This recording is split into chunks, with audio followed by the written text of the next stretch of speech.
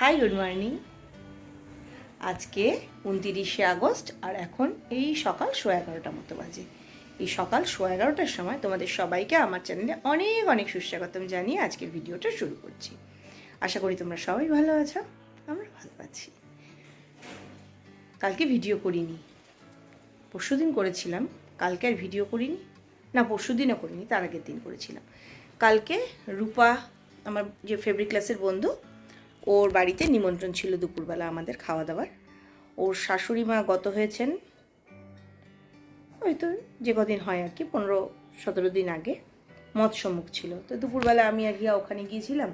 তাই সেরকম বিশেষ কিছু রান্নাবান্না কিছু ছিল না, তাই আর ভিডিও করিনি। আর এত গরম না, যে শরীরটা সবসময়ই খারাপ লাগছে। আর এখনও শরীরটা গরমের ঠেলা, কিচ্ছু ভাল লাগছে না, এত গরম এত গরমে দেখো পুরো ঘাম। কিন্তু সেসব উপেক্ষা করি কালকে তালের বড়া বানিয়েছি। ভাদ্র মাস, তাল খাবো না, তালের বড়া বানাবো না। গত বছর না এই আলসেমিতে ইচ্ছে করছে না করে তালের বড়া বানাইনি। এবার আমি না বানালে তো আমাকে কেউ খাওয়াবে না, তাই আমার তালের বড়া খাওয়া হয়নি। আর আমি ভীষণ ভালোবাসি তালের বড়া খেতে। কালকে বানিয়েছি, বেশিটাই খেয়ে ফেলেছি। দাঁড়াও, এই যে যদিও তালের বড়া বানানোর একটা শর্ট ভিডিও বানিয়েছি, সেটা তোমাদেরকে দেখাবো, রেসিপি আর কি। এই দেখো আমার তালের বড়া। বাবারে, চোখ দিয়ে দেখে ফেললাম, না খেলে কী করে হয়। সকাল থেকে 20-25টা খেয়ে ফেলেছি, যাতে আর না খাই সেজন্য চোখের আড়াল করে ফ্রিজে করেছি। লাভটা কি হলো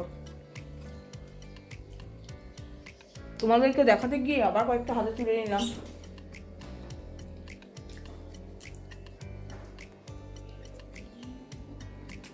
নেক্সট এবার ভালো, আমার নিজের বানানোটা আমার খুব ভালো লাগে। বর খেলো 5টা, ইয়া 0টা, মুখেও দেবে না। অনেক রিকোয়েস্ট করবার পর একটু মুখে দিল। এতগুলো কাপড় কেচে রেডি, ছাদে নিয়ে যেতে হবে মেলার জন্য। তার আগে এই যে পাইপের অসুবিধা, গোটা ঘর জল হয়ে যাচ্ছে। এটা আগে শুকনো করতে হবে, খুব অসুবিধে। বাথরুমে যদি রাখা যেত না ওয়াশিং মেশিনটা, তাহলে ভালো হতো। অনেকক্ষণ হয়ে গেছে কাপড় কাচা।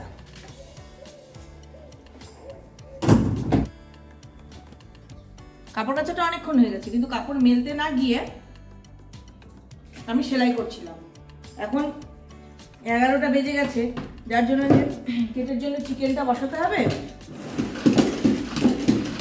কেটের জন্য চিকেনটা বসিয়ে দিয়ে কাপড়টা মেলতে যাই। তারপর ভাবলাম যে কাপড়টা মেলতে যাব, এতগুলো কাপড়, এসে ততক্ষণে দেখবো চিকেন সেদ্ধ হয়ে জল ফুটে জল শুকিয়ে গেছে। থাক বাবা, চিকেনটা হতে তো আর বেশিক্ষণ লাগে না সেদ্ধ হতে। আমি খুব একেবারে ক্যাতক্যাতে সেদ্ধ করি না, ও তো দাঁত আছে, দাঁত দিয়ে খাবে। আর প্রেশার কুকারেও করি না, চিকেন তো কি প্রেশার কুকারে করবো। মাটন হলে না হয় প্রেশার কুকারে করার দরকার পড়তো। যাকে ওটা সেদ্ধ হচ্ছে চিকেনটা, এই যে ফুটে উঠেছে, আর একটু কয়েক মিনিট ফুটবে, তাহলে হয়ে যাবে। ততক্ষণে তাহলে আমি এইগুলো পরিষ্কার করে নিই, সেই জন্য এটা করে নিচ্ছি।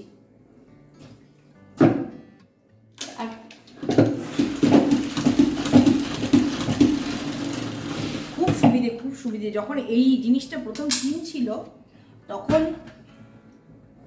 আমি বললাম এত দাম, কিনো না, এত দামি ঘর মোছার না, এত দাম দিয়ে কিনতে হবে না। কিন্তু এখন দেখি যে কি উপকারটাই করেছে এটা কিনে আমার।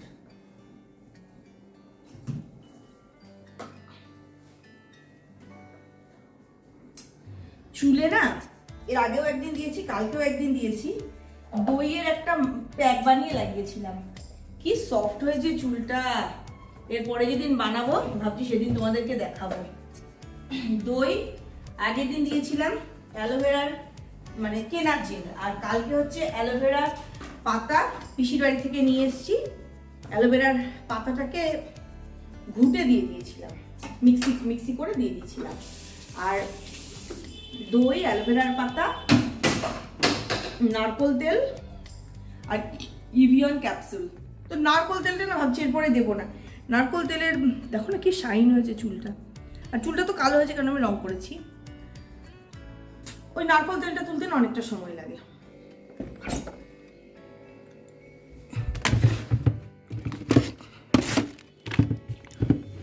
দেখো কচু, কি মোটা কচু নিয়েছে দেখো মাগো, এত মোটা কাঠটা আমি বলছি যে এটা ফার্নিচার বানানো যাবে। আর এই কচু দিয়ে আমার পুরো বাস্কেট ভরে গেছে। এতগুলো কচুর শাক যদি বানাই দুজনে কি করে খেয়ে শেষ করবো সেটাও ভাবছি। দেখি পুরোটা বানাবো না, ছোলা ভেজানো আছে ছোলা দিয়ে করব।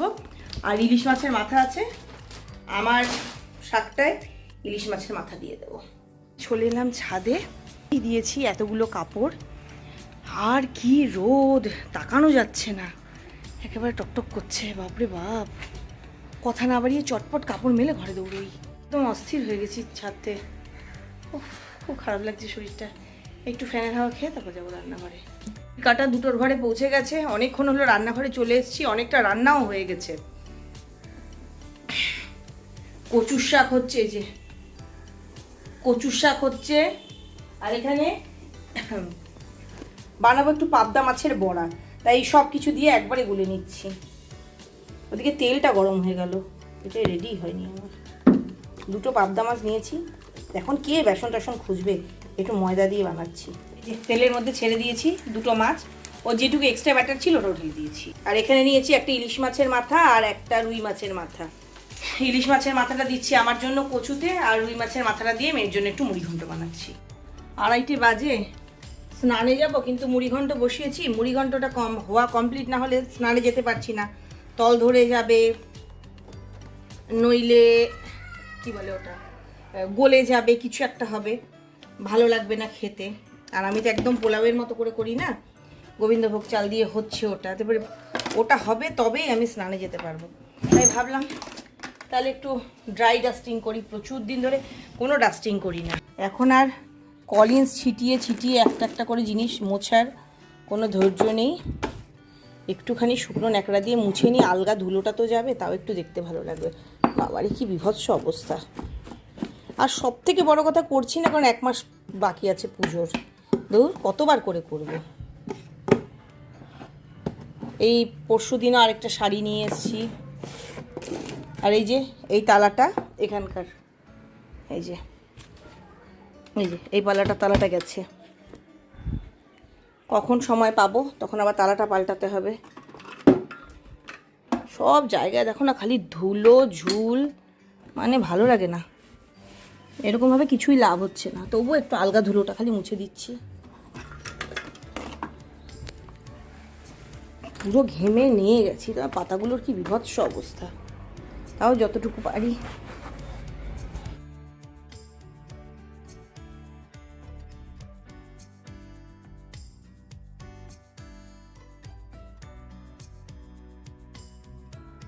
সেই কখন কথা বলেছিলাম রান্না করার সময়, তারপরে ভাত খাওয়ার সময়, আর দেখাতে ভুলে গেছি যে আজকে আমার মাছ উৎসব হয়েছে খাওয়ার সময়। 3 রকমের মাছ, পাবদা মাছের বড়া, ইলিশ মাছের মাথা দিয়ে কচু শাক, আবার রুই মাছের মাথা দিয়ে মুড়ি ঘন্ট। যাই হোক, তারপরে বিকেলবেলা একটু বাইরে গেছিলাম, কিছু বাজার করে এনেছি। বাজারগুলো এখন শেয়ার করবো না, যখন পুজোর বাজার দেখাবো তখন একবারে শেয়ার করব।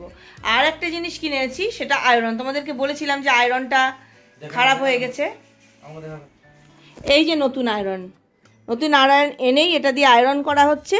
এই দেখো, এত গরম হয়ে গেছিলো কটনে দিয়ে শার্টটা আয়রন করতে গিয়ে, দেখো শার্টের কলারটা খারাপ হয়ে গেল। তবুও পুরনো শার্ট বলে দুঃখ হলো না, নতুন শার্ট হলে কি হতো। আর ভালোই হলো, ওর শার্টের উপর দিয়ে গেল, বোঝা গেল যে কটনে দিয়ে করা যাবে না। আমি যখন করবো বাবা, আমি এখন থেকে কমে দিয়ে করব। এখন তো রেওয়ানে দিয়েছি, রেওয়ানে দিয়ে, শার্টটা তো সিনথেটিক, রেওয়ানে দিয়েই হয়ে যাচ্ছে। গোটা বাড়ির কোনো জায়গাতেও একটু ঠান্ডা নেই, এই জায়গাটা একটু জানলা দিয়ে হাওয়া আসছে, একটু ঠান্ডাটা, ফ্যানের হাওয়াটাও একটুও ঠান্ডা না, প্রচণ্ড গরম।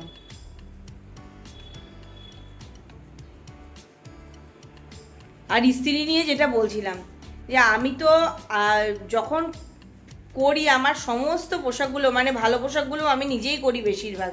যেগুলো একদম পিওর কটন, কোনোভাবেই আমি সোজা করতে পারি না যেগুলোকে, সেগুলো আমি ধোপাখানায় পাঠাই।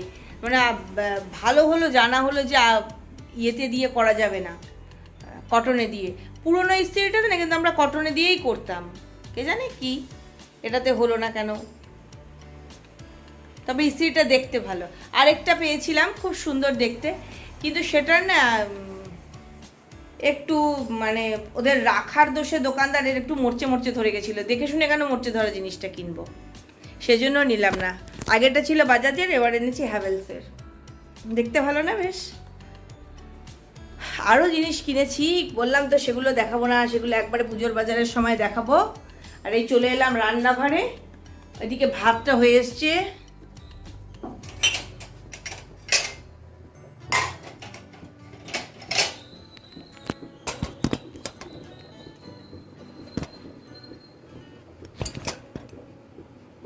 ভাত হয়ে এসছে, ভাতটাকে উপর দিয়ে দিই।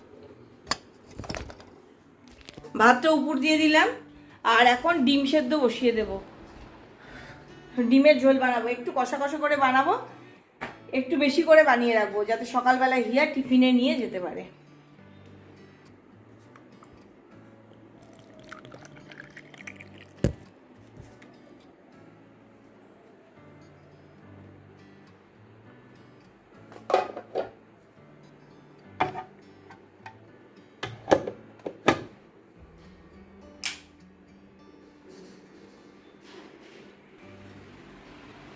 এগ বয়লারে ডিমটা সেদ্ধ হবে, তারপরে মাইক্রোওয়েভে আলুটা সেদ্ধ করব, তারপরে ঝোলটা বানাবো।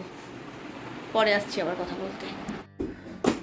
ভালোই মন্দই দিনটা ভালোই কাটলো, সারাদিনের মতো সমস্ত কাজকর্ম শেষ। চলো দেখিয়ে দিই আমাদের কফি। এই যে মা মেয়ের জন্য 2 কাপ কফি বানিয়ে নিয়ে চলে এসেছি। এক্ষুনি কফির মধ্যে পড়তো, হ্যাঁ, নাহলে কফির কাপগুলো পড়তো। ওই নেসকাফির কাপ ভাঙলে অত দুঃখ হতো না, কিন্তু ওই সঙ্গের কাপটা ভাঙলে আমার খুব দুঃখ হতো। হ্যাঁ অবশ্যই, আমি শখ করে কিনেছি কাপটা। তখন বিগ বাজার ছিল না, বিগ বাজারে এরকম মাঝে মাঝে গেলেই শখ করে একটা দুটো জিনিস কেনা হতো। এখন যেটা একদম বন্ধই হয়ে গেছে বলতে গেলে। সেদিন বিশাল মেগা মার্টে গেছিলাম একটা জিনিস কেনার জন্য, কিচ্ছু পছন্দ হয় না, বেকার একদম মেগা মার্টটায়। এর আগের দিন গিয়ে তাও, হ্যাঁ যাচ্ছি করতে, রান্নাঘরের জানলাটা এমন তেল যে ভয় কেউ হাত দেয় না। আমি খালি ভাবছি রান্নাঘরের বাকিগুলো তো পরিষ্কার করতে পারবো, তো জানলাটা পরিষ্কার করবো কি করে? ওটা রং মিস্ত্রি দিয়ে ওই দিক দিয়ে যদি পরিষ্কার করিয়ে দেওয়া যেত তাহলে ভালো হতো। কি স্প্রেটা? হ্যাঁ দেখেছি, দেখেছি আমি। এতবার করে হিয়াকে বলি যে ঘরের বাইরে গিয়ে চুলটা আঁচড়ায় না, ও ঘরের ভেতরেই চুল আঁচড়াবে। ঘর মুছতে ঝাড় দিতে খালি চুল আর চুল। ঘরে যত চুল থাকে অত চুল বোধহয় আমাদের মাথাতে থাকে না। হ্যাঁ, তোমরা কি দেখেছো? আমি আজকে একটা রিল দিয়েছি, সব কিছু সব রকম তেল অ্যাপ্লাই করা হয়ে গেছে, কিন্তু শুধু কেরোসিন তেল অ্যাপ্লাই করা বাকি।